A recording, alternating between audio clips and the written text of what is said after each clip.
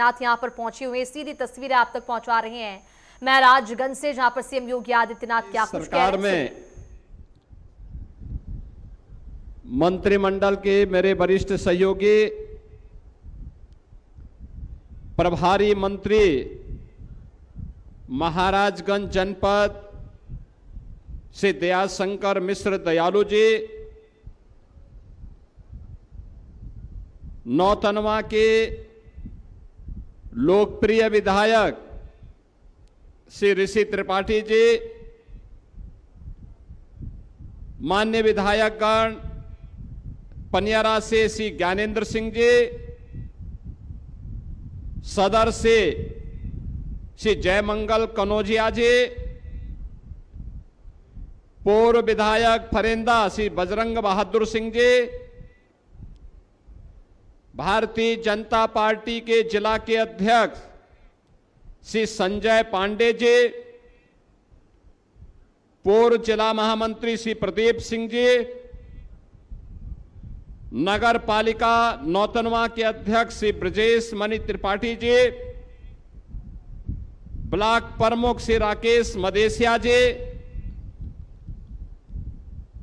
आज के इस कार्यक्रम में नौतनवा, फरेंदा और जनपद महाराजगंज से उपस्थित सभी बहनों और भाइयों, भारत और नेपाल के सीमावर्ती जनपद की इस सीमावर्ती विधानसभा क्षेत्र में आज मुझे 1.5 वर्ष बाद फिर से आने का अवसर प्राप्त हुआ है। बहनों और भाइयों, आज के इस कार्यक्रम में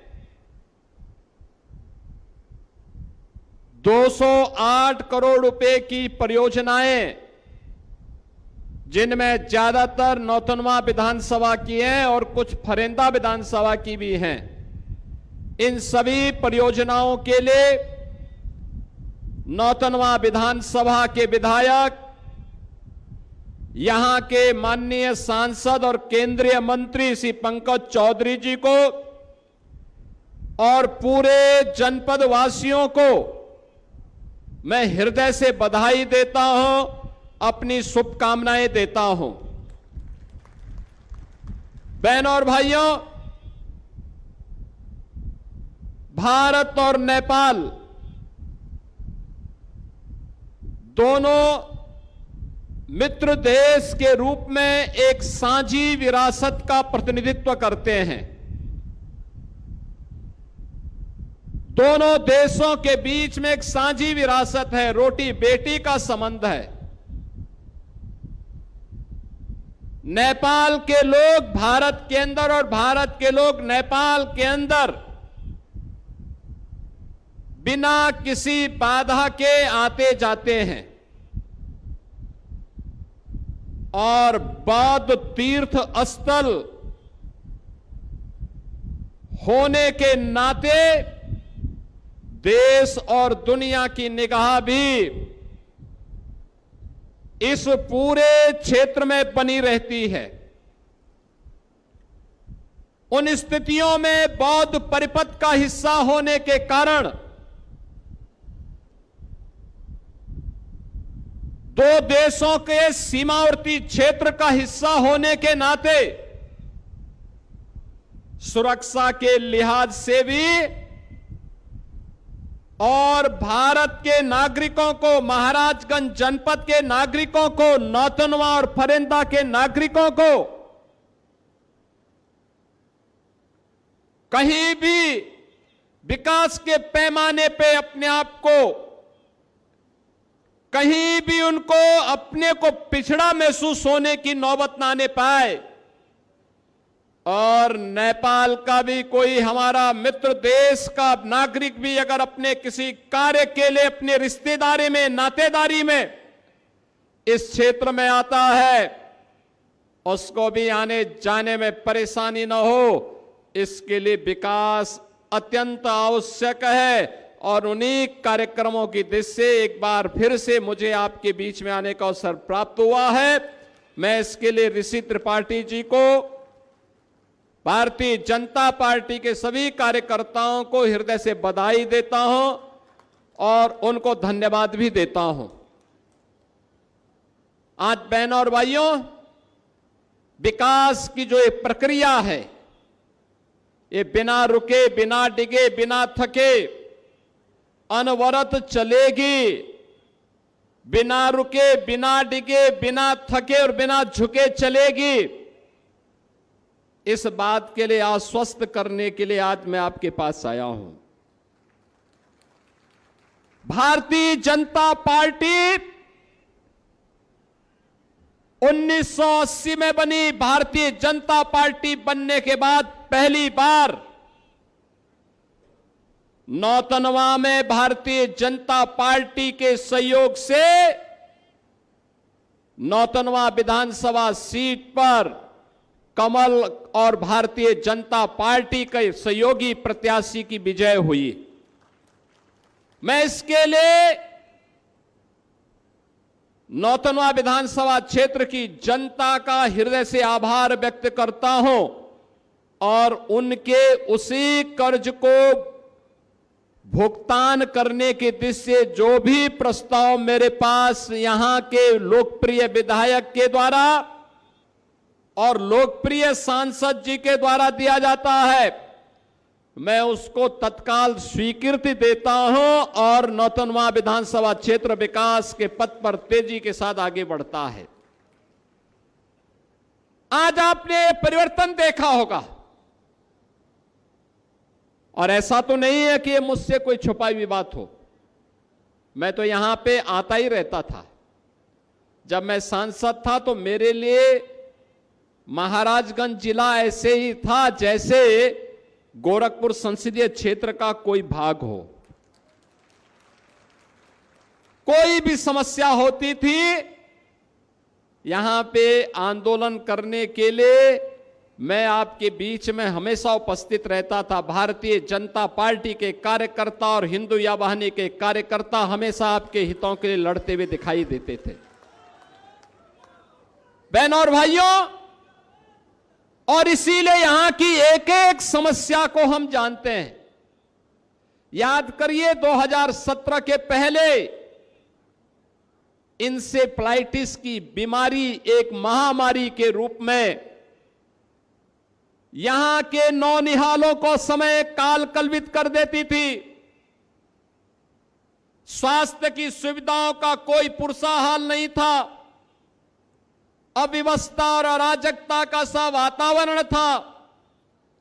सरकारी संपत्तियों पर और गरीबों की संपत्ति पर जबरन कब्जा कर दिया जाता था और वर्ग विशेष के लोग सरेआम गौ हत्या करते थे। बेटी की सुरक्षा पर सेंध लगाते थे। विकास के कार्यों में डकैती डालने का काम करते थे। किसान बेहाल था, नौजवान परेशान था, बेटी असुरक्षित थी। नौकरी और रोजगार के अभाव में यहां का नौजवान प्लान करने के लिए मजबूर हो जाता था। बहनों और भाइयों, आज मैं कह सकता हूं ये डबल इंजन की सरकार प्रधानमंत्री मोदी जी के मार्गदर्शन और नेतृत्व में जब से काम करनी प्रारंभ की है, तब से आपने देखा होगा महाराजगंज में भी परिवर्तन देखने को मिला है। इंसेफ्लाइटिस समाप्त, यानी नौ की बीमारी जो थी, दिमागी बुखार समाप्त। अब बच्चे काल कलवित नहीं होते हैं। अब महाराजगंज जिले में भी एक मेडिकल कॉलेज काम कर रहा है। गोरखपुर और महाराजगंज के बीच में जोड़ने के लिए हम तरसते थे कि 2 लेन की सड़क ही हो जाती तो हम भी आसानी से नौतनवा पहुंच जाते। फरेंदा पहुंच जाते, महाराजगंज पहुंच जाते, चौक पहुंच जाते, सिसवा पहुंच जाते, श्याम देरवा और घुगली और पनियरा तो ये गोरखपुर संसदीय क्षेत्र के ही हिस्से हुआ करते थे। बहनों और भाइयों, तब सड़कें गड्ढों से युक्त थी, बिजली नदारत थी, माफिया हावी होते थे, गरीबों की संपत्ति पर, सार्वजनिक संपत्तियों पर कब्जा कर देते थे। आज आप देख रहे होंगे गोरखपुर से सोनौली का मार्ग 4 लेन का है, पूरा 4 लेन का बन रहा है। बहुत शीघ्र बहुत अच्छा मार्ग बनेगा, कहीं जाम नहीं। जिस दूरी को पहले 2 घंटे पूरा करने में लगते थे, ये पूरा होने दीजिए, 45 मिनट से लेके 50 मिनट में इस दूरी को आप पूरा कर देंगे, नौतनवा से लेके गोरखपुर की दूरी को। गोरखपुर में बाईपास बन रहे हैं, एक बाईपास बन चुका है। अगर गोरखपुर नगर में नहीं जाना है, जंगल कौड़िया से आपको लखनऊ की तरफ जाना है, तो जंगल कौड़िया से लेकर के सीधे सैजनवा के बीच एक बाईपास बन गया है। अगर आपको कुशीनगर की तरफ जाना है, जंगल कौड़िया से कुशीनगर की तरफ जाने के लिए एक नया बाईपास का निर्माण युद्ध स्तर पर चल रहा है। ठूठीबाड़ी से लेकर के महाराजगंज जिला मुख्यालय की सड़क तो इतनी खराब थी, चलना कठिन होता था। अगर कभी उस सड़क से कोई कार्यकर्ता हमें बोलता था कि निचलौल आना है या ठूठीबाड़ी आनी है, हम लोग बोलते थे यार कि क्या हो गया, ये ठूठीबाड़ी हमारे पास आ जाता तो हम 2 घंटे हमारे बच जाते। और आज आप देख रहे होंगे 4 लेन की सड़क और 2 लेन की सड़क का कितना जोरदार नेटवर्किंग खड़ी हो रही है। विकास की पहली शर्त है सड़क, ये अच्छी सड़कें। हमने केवल समाज को ही नहीं जोड़ा है, बल्कि जहां जहां भी विधायक जी ने प्रस्ताव दिए थे, हमने वहां वहां पुल का स्वीकृति भी दे दी है। पुलों का निर्माण कार्य प्रारंभ भी हो चुका है, या जो बचे हैं वो ये भी आगे बढ़ जाएंगे। अन्नदाता किसानों के लिए यहां पर बरसाती पानी और नदी के पानी को रोक करके बैराज का निर्माण हो। बनेलिया मां के नाम पर आज रोहिन में बैराज बन गया है। हजारों एकड़ खेती के लिए सिंचाई की सुविधा अब यहां से उपलब्ध होगी। यहां के किसानों की आमदनी कई गुना बढ़ाने में मदद मिलेगी। सड़कों का एक जाल बनाने का काम, बेहतरीन नेटवर्किंग का काम एक और ये हो रहा है, और दूसरी तरफ जिनको किसी ने नहीं पूछा, आजादी के बाद जिनको कोई अधिकार नहीं मिल पाया था, उन बनटांगिया गांव से जुड़े हुए लोगों को भी उनका अधिकार देकर के सम्मानजनक रूप से आगे बढ़ने के लिए ये डबल इंजन सरकार ने उन्हें पट्टा भी उपलब्ध कराया, उनका नाम मतदाता सूची में भी डलवाया, और उनको सभी प्रकार की सुविधाओं से आच्छादित करने का काम भी किया है। मुझे याद है 2017 से 22 के बीच में श्री बजरंग बहादुर सिंह जी फरेंदा के विधायक हुआ करते थे। कई बार ये आए कि फरेंदा में बनटांगिया गांव है। ऋषि त्रिपाठी ने कई बार मुझे यहां के लक्ष्मीपुर के बारे में बताया, पंकज जी ने कई बार बताया, लेकिन बहनों और भाइयों, पिछली सरकारें गरीबों की कहां सुनती थी। गरीबों की पीड़ा को तो डबल इंजन सरकार, बीजेपी के डबल इंजन की सरकार सुन रही है और उसका समाधान भी निकाल रही है। आज बनटांगिया गांव में वो सब सुविधा है जो एक सामान्य राजस्व गांव में है। हर गरीब को मकान मिल रहे हैं, हर गांव के लिए कनेक्टिविटी है, हर गरीब के घर में शौचालय है, हर गरीब के लिए राशन की सुविधा है, हर गरीब के लिए स्वास्थ्य की, आयुष्मान भारत की सुविधा है, नौजवान के लिए रोजगार है। उत्तर प्रदेश पुलिस में जब भर्ती हुई, मैं देख रहा था कि महाराजगंज के भी हैं कि नहीं है, मैंने देखा कि सैकड़ों नौजवान महाराजगंज जिले से भी भर्ती हुए थे, सैकड़ों नौजवान महाराजगंज जिले से। जब मैं देखता हूं कि अब यहां का किसान सिंचाई की सुविधा भी प्राप्त कर रहा है, सरकार की योजना में ट्रैक्टर भी प्राप्त कर रहा है, बीज भी प्राप्त कर रहा है, और उसकी उपज को खरीद करने के लिए क्रय केंद्रों के माध्यम से भी व्यवस्था दी गई है। अगर मार्केट में ज्यादा दाम है, किसान चाहे तो मार्केट में बेचे, अन्यथा सरकार उसको खरीदेगी। ये सुविधा भी अब हम लोग उपलब्ध करवाने का काम कर रहे हैं। अब कोई माफिया किसी गरीब की जमीन पे कब्जा नहीं कर सकता है, नहीं कर सकता है। कोई आपको धमकी नहीं दे सकता है, कोई जबरन आपके साथ नहीं कर सकता है, और बेटी की सुरक्षा में कोई सेंध लगाने का दुस्साहस भी नहीं कर सकता है, और गौ माता की भी कोई हत्या करने का दुस्साहस अब नहीं कर सकता है। बहनों और भाइयों, आज आप देख रहे होंगे, जब से बीजेपी के विधायक बने या बीजेपी के सहयोगी दलों के विधायक बने, इन सभी जनप्रतिनिधियों ने अपनी अपनी विधानसभा में कई मंदिरों का सुंदरीकरण का काम भी करवा लिया। पहले होता क्या था, यही पैसा जाता था कहां? कब्रिस्तान की बाउंड्री वाल के लिए। कब्रिस्तान की बाउंड्री के नाम पे करोड़ों रुपया चला जाता था। आज वही पैसा, हमने कहा पहले मंदिर में लोग जाते हैं, मंदिरों की सुंदरीकरण के कार्य में पैसा लगना चाहिए। वहां जन सुविधाओं का विकास किया गया, बेहतर सुविधाएं दिलाई गई, विकास के कार्यक्रमों को तेजी लाने का कार्य किया गया।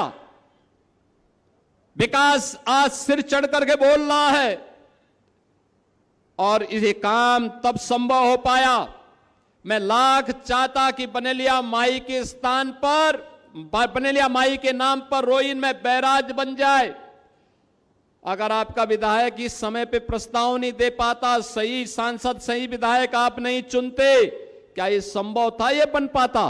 कभी नहीं बन पाता, कभी नहीं बन पाता। लेकिन आपकी एक वोट ने कायाकल्प करने का काम किया। आपका एक वोट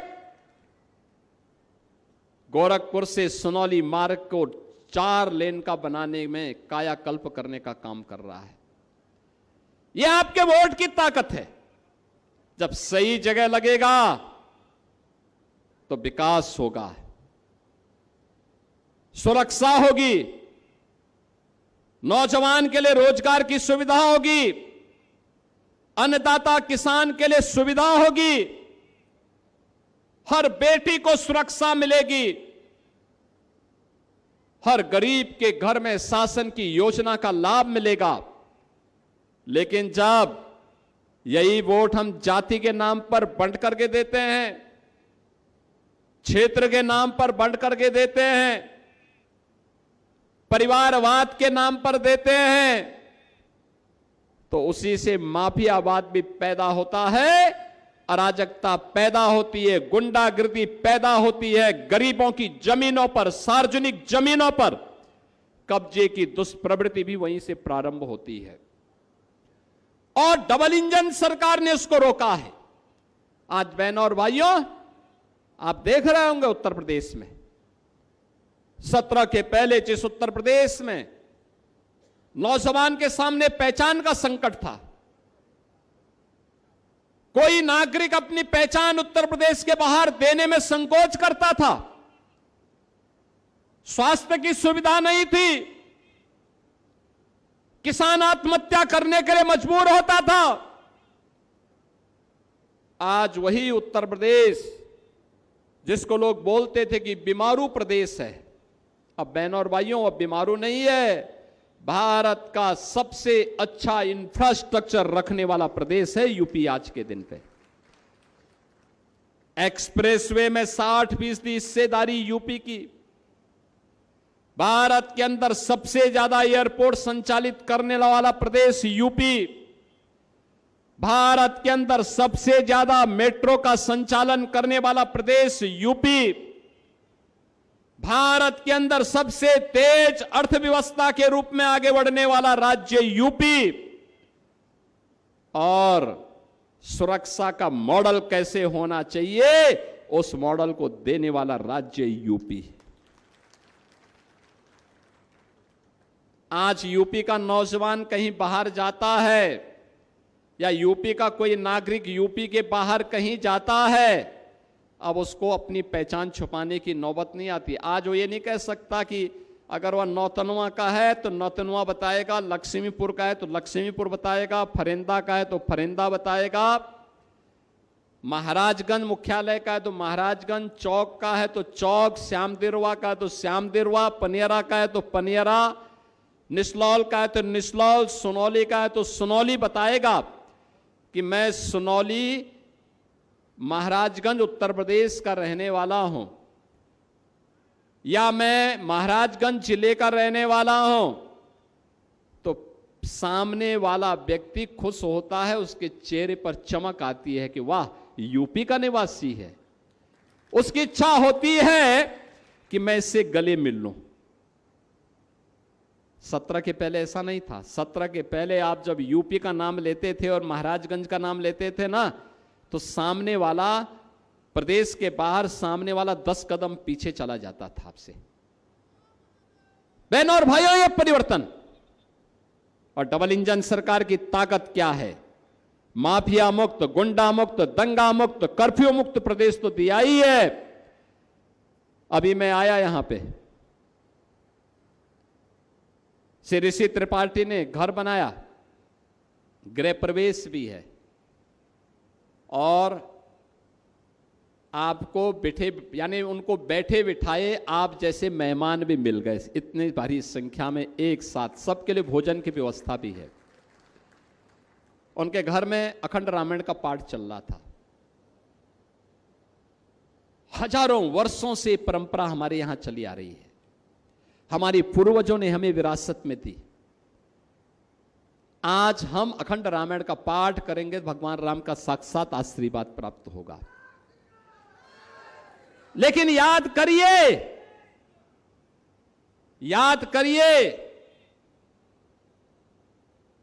500 वर्ष पहले भगवान राम के मंदिर को एक विदेशी आक्रांता ने खंडित करने का दुस्साहस किया था। 500 वर्षों से संघर्ष चलता था, हर स्तर पर संघर्ष होता था, कहीं सफलता की गुंजाइश नहीं दिखती थी। तब भी राम भक्त कहते थे। यहां के भी हजारों लोग, हजारों नौजवान, हजारों राम भक्त जब भी हम राम मंदिर आंदोलन के दौरान महाराजगंज जनपद में आते थे, यहां के नौजवान, महिलाएं, बुजुर्ग, किसान, व्यापारी, हर तबके का व्यक्ति राम मंदिर आंदोलन के लिए आगे आकर के संघर्ष में खड़ा होता था। नारा गूंजता था, राम लला हम आएंगे, मंदिर वहीं बनाएंगे, लाठी गोली खाएंगे लेकिन मंदिर वहीं बनाएंगे। एक नारा गूंजता था, लेकिन राम मंदिर वर्ष दर वर्ष बीतते गए। बहनों और भाइयों, 492 वर्ष के बाद शिलान्यास हो पाया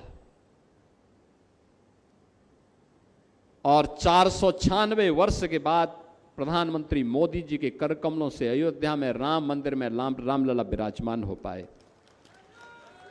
आज दुनिया का सबसे बड़ा मंदिर अयोध्या में राम मंदिर खड़ा है।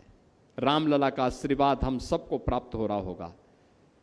जब यहां पे अखंड रामायण का पाठ हो रहा है, मैं देख रहा हूं साक्षात भगवान राम विराजमान होकर के आशीर्वाद दे रहे हैं, हनुमान जी महाराज आकर के आशीर्वाद दे रहे हैं। कि भाई अब इनका पाठ करना सार्थक है, क्योंकि अब मेरा मंदिर भी बन गया है। एक दिशा में जब हम सोचते हैं, एक साथ चलते हैं, एक साथ आगे बढ़ते हैं, दुनिया की कोई ताकत आपकी प्रवाह को रोक नहीं सकती, आपके आगे बढ़ने के क्रम को बाधित नहीं कर सकती। और उसीलिए हम लोग आज आपके बीच आए हैं कहने के लिए, अयोध्या में राम मंदिर बन गया, काशी में काशी विश्वनाथ धाम बन गया। क्या ये काम सपा बसपा और कांग्रेस के लोग कर पाते? ये लोग तो बाधा थे इसमें, और बाधा थे, इसलिए इस बाधा को अभी पश्चिमी बंगाल की जनता ने भी उखाड़ फेंक दिया है, हमेशा के लिए उखाड़ फेंक दिया है। उन्होंने भी कहा डबल इंजन सरकार का लाभ यूपी ले रहा है, बिहार ले रहा है, तो बंगाल भी लेगा। और बंगाल की जनता ने क्या उत्साह दिखाया, आपने बंगाल की रैली देखी होगी, बंगाल के अंदर उत्साह देखा होगा, और अब बंगाल के अंदर चलने वाला ऑपरेशन भी आप देख रहे होंगे। बहनों और भाइयों, ये केवल डबल इंजन सरकार कर सकती है। और इसीलिए मैं आप सबसे कहने के लिए आया हूं, इन जनप्रतिनिधियों के साथ खड़े रहिए, मजबूती के साथ, और आपकी सुरक्षा, आपका विकास और महाराजगंज की समृद्धि की जिम्मेदारी ये लोग लेंगे, और इनको मैं पूरा सपोर्ट करूंगा। ये लोग उसको आगे लेकर के चलेंगे। महाराजगंज में अब मेडिकल कॉलेज भी आ गया है, आईटीआई भी आ गए हैं, पॉलिटेक्निक भी आ गए हैं, कई अन्य संस्थान बनकर के खड़े हो चुके हैं। कुछ नए उद्योग लाने की तैयारी हमारी चल रही है कि कुछ उद्योग भी महाराजगंज जिले में लगे। उद्योग नौजवानों के लिए रोजगार की सृजन के माध्यम बनेंगे। नए तरीके से, नई सोच के साथ आगे बढ़ने का कार्य, चीनी उद्योग जो बंद हो गए थे, इनके बारे में भी हम कार्य योजना तैयार कर रहे हैं। आज क्या नहीं है महाराजगंज में, बीमारी समाप्त। इंसेफ्लाइटिस की बीमारी महाराजगंज से, कुशीनगर से, सिद्धार्थनगर जनपद से समाप्त हुई। तो बहनों और भाइयों, यहां की बीमारी समाप्त क्या हुई? उत्तर प्रदेश का बीमारूपन भी समाप्त। अब उत्तर प्रदेश भारत का ग्रोथ इंजन बन गया है, विकास का। अब कोई इसको रोक नहीं सकता आगे बढ़ने से। और इसीलिए मैं आप सबसे कहने के लिए आया हूं, ये उतार और चढ़ाव जीवन का एक हिस्सा होता है, और उतार और चढ़ाव के इस जीवन के हिस्से में याद रखना, विपरीत परिस्थितियों में विपक्षी दलों की सरकारें थी। आप उन चुनौतियों का सामना करते हुए आगे बढ़े हैं, और इसलिए सुरक्षित हैं, क्योंकि आप में उससे जूझने की सामर्थ्य थी। याद रखना, हम सब ने सामूहिक रूप से मिलकर के कोरोना महामारी के दौरान कोरोना जैसी महामारी का मुकाबला किया। प्रधानमंत्री मोदी जी का मार्गदर्शन था, उनका नेतृत्व था, और आज मैं आप सबका आह्वान करने के लिए आया हूं। अभी हाल ही में प्रधानमंत्री जी ने देशवासियों का आह्वान किया है, और वह आह्वान किया है, दुनिया के अंदर युद्ध चल रहे हैं, पश्चिमी एशिया में अमेरिका और ईरान के बीच में युद्ध के कारण तेल की सप्लाई पे असर पड़ा है। डीजल, पेट्रोल, एलपीजी, इनकी जितनी सप्लाई होती थी उस पे व्यापक असर पड़ा है। याद करिए, प्रतिदिन भारत सरकार को हजारों करोड़ का नुकसान हो रहा है। ये नुकसान देश का है। देश का मतलब जनता का है। तो जनता की जिम्मेदारी क्या बनती है? हम सरकार के साथ खड़े होकर के देश के साथ संबल बने हर नागरिक की जिम्मेदारी बनती है। प्रधानमंत्री जी ने जो बातें कही है, ईंधन की आपूर्ति के सप्लाई चेन को सुचारू रूप से बनाए रखने के लिए लगातार प्रयास है। दुनिया के अंदर बड़े बड़े देशों में डीजल, पेट्रोल, एलपीजी के दाम कई कई गुना बढ़ गए हैं। भारत ने अब तक नियंत्रित करके रखा, लेकिन हमें विपक्ष के नकारात्मक राजनीति और नकारात्मक नैरेटिव का शिकार नहीं होना है। अगर देश हित में कोई निर्णय लिया जाता है तो हमें प्रधानमंत्री मोदी जी के साथ खड़ा होना होगा, देश के साथ खड़ा होना होगा। याद रखना, देश से बढ़कर के कोई नहीं, कोई देश से बढ़कर के नहीं हो सकता। जो देश हित में होगा और जो देश का नेतृत्व कहेगा, जो प्रधानमंत्री मोदी जी कहेंगे, हम उनके साथ खड़े होंगे। यह एक संघनाद हर भारतीय के मुंह से निकलना चाहिए, हर महाराजगंज वासी और हर उत्तर प्रदेश वासी के मुंह से निकलना चाहिए कि हम उत्तर प्रदेश वासी प्रधानमंत्री मोदी जी के साथ में हैं, क्योंकि उत्तर प्रदेश को उसकी पहचान मोदी जी ने दिलवाई है। हमें भी उनके साथ खड़ा होना है। उन्होंने कहा जितनी आवश्यक हो उतना ही बिजली की खपत करिए, ज्यादा नहीं। ऐसा नहीं कि दिन में भी आपके घर के बाहर की लाइट जल रही है, अगर आप कमरे में नहीं है पंखा बंद कर दीजिए, एसी या कूलर है वो चल ही रहा है तो उसको बंद कर दीजिए, बल्ब है उसको बंद कर दीजिए। जब आप रहें जरूरत के हिसाब से चलाइए, ज्यादा मत चलाइए। अगर एक गांव के बच्चे स्कूल जा रहे हैं, स्कूल बस है, तो अपनी कार से अपनी बाइक से क्यों आप जा रहे हैं? फिर उस स्कूली बस से बच्चे को भेज दीजिए। सभी लोग जहां भी हो सकता है, याद रखना बूंद बूंद से घड़ा भरता है। एक एक के प्रयास से ये चीजें आगे बढ़ेंगी। एक एक के द्वारा किए जाने वाले प्रयास का परिणाम होगा कि कोरोना जैसी महामारी का मुकाबला भारत ने दुनिया के अंदर सबसे अच्छा किया, तो वर्तमान में पश्चिमी एशिया के संकट के कारण ईंधन आपूर्ति, उर्वरक की आपूर्ति, अन्य कुछ सामग्रियों की आपूर्ति में जो बाधा खड़ी हुई है, उस बाधा का मुकाबला भी हम सामूहिक रूप से मिलकर के करेंगे और देश प्रथम के भाव के साथ, नेशन फर्स्ट के इस भाव के साथ हम सबको मिलकर के कार्य करना होगा। बहनों और भाइयों, मैं अपील करूंगा आप सबसे, इस सीमावर्ती क्षेत्र है, हमारा प्रयास होना चाहिए। जिस किसान के पास खेत है, अगर उसको 2 बोरा यूरिया की आवश्यकता है, प्रयास करें कि वह उसको 1.5 में कैसे करें, कुछ कंपोस्ट मिलाएं।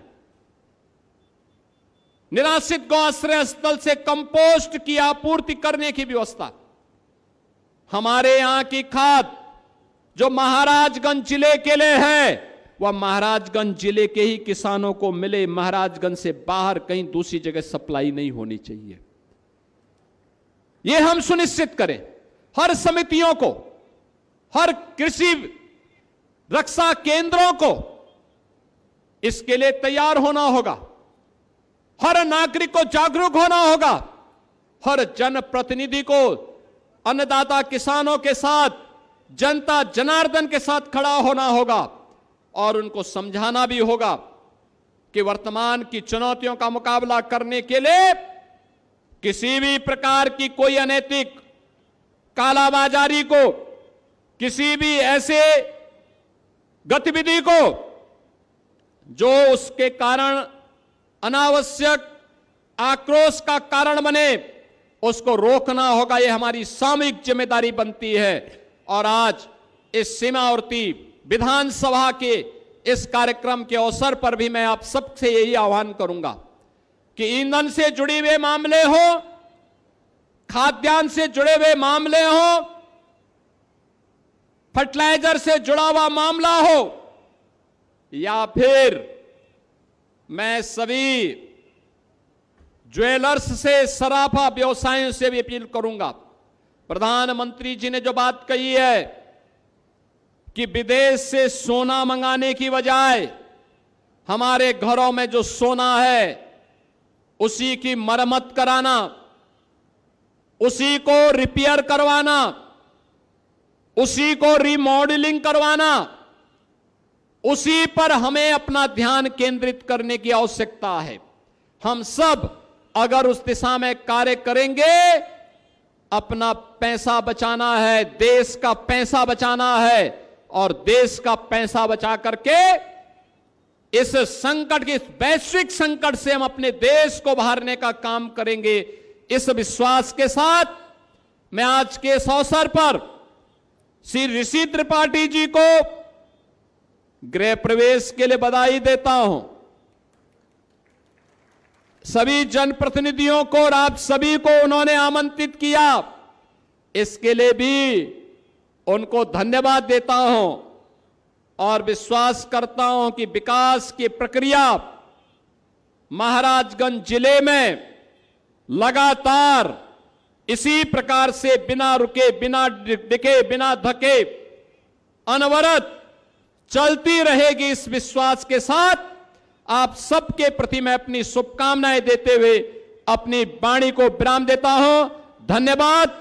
जय हिंद, जय जय श्री राम, जय जय श्री राम।